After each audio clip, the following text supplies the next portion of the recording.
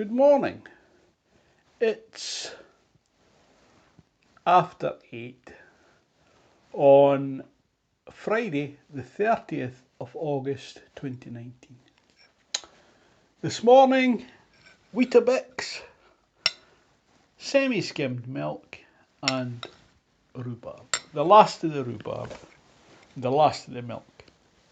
I'll go and buy milk today. It should have been porridge. I start the same thing every day.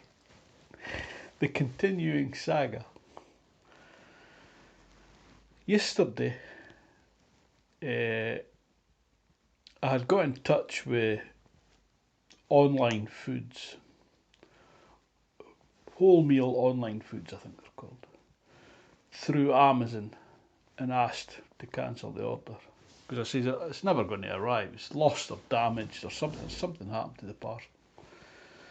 So yesterday morning when I checked, there was a reply saying they'd cancelled the order and had instructed parcel force to return it to them.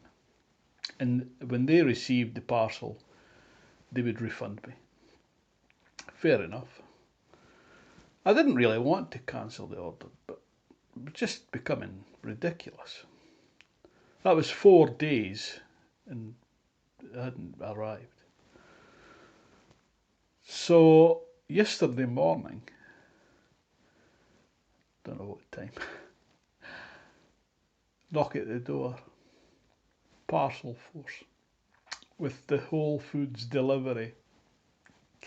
The guy says, so I was telling him about it. I said it was supposed to be delivered on Monday, then Tuesday, then Wednesday. She says, this is my first day in this area. So anyway, I says, I'll accept the package. So I signed for it, and I contacted the seller and explained.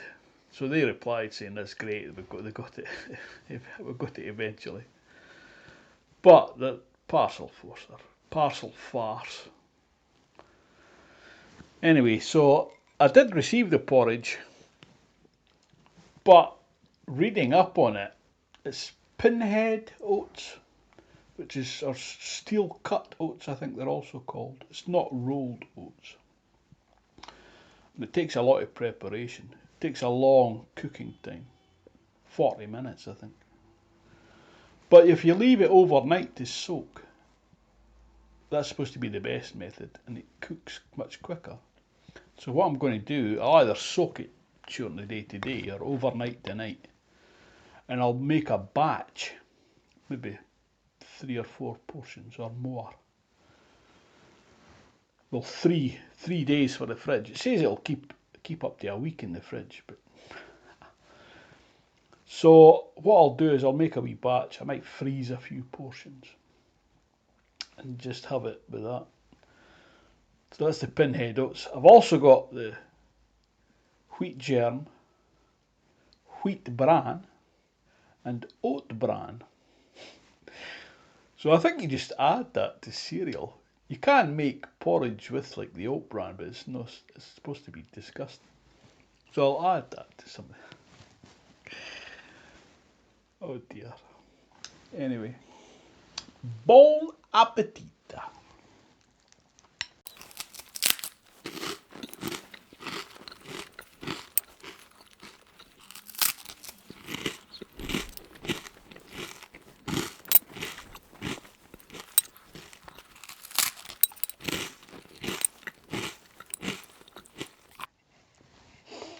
Got an itchy nose. I'm just at the bath, so I'm still cooling down. I'm sat in front of the fan again, listening to Schubert's Serenade. Wonderfully calming. I made my vow yesterday not to buy any more from Amazon or eBay. I've broken the vow already. I have cancelled my Amazon Prime membership. For one thing, I never watch the Prime videos. I never watch it. I've got Netflix and I never watch that either. The only thing I watch is YouTube. and rugby. Pardon. So I needed rice vinegar, and it's an add-on item. So you have to spend £20 worth of Amazon supplied goods before that becomes valid. So I was looking for things to buy, and I need germaline. Germaline is my go-to cure-all cream. Just does everything. It's great. So it was pretty good price on there. But that was an add-on item as well. So I read you can just have you can make up £20 worth of goods if it's just all add-on items. So I done that. So I think the maximum you can buy the rice vinegar is 7 bottles. So I've got 7 bottles. And I think it was 3 or 4 germaline, which came to just over £20. So I've ordered that. So that's going to be my last order. For a month anyway. I'm just not going to buy anything. I don't need anything.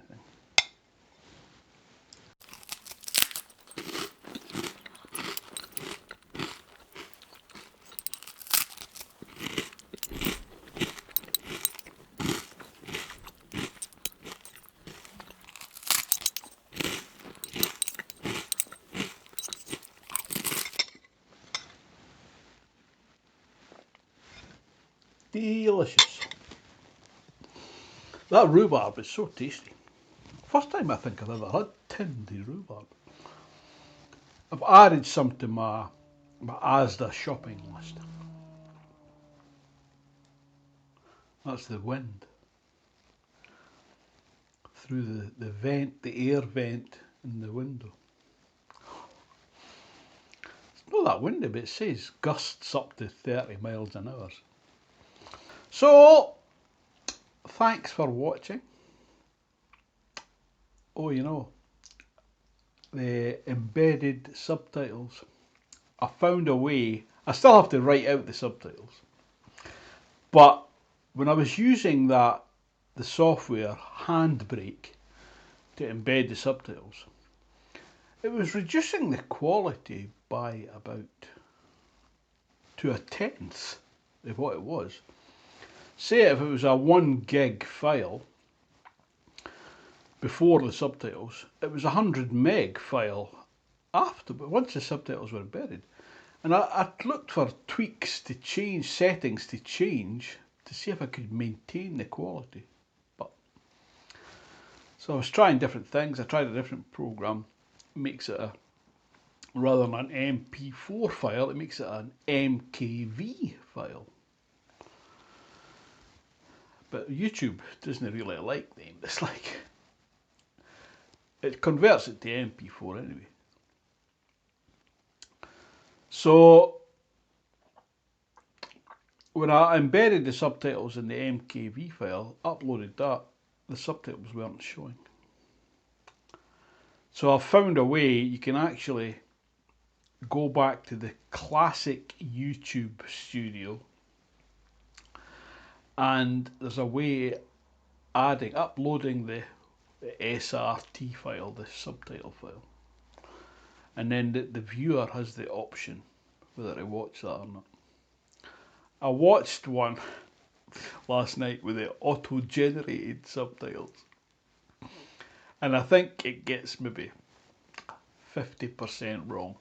And some of the things it puts in that it thinks I'm saying are hilarious. It's just so funny.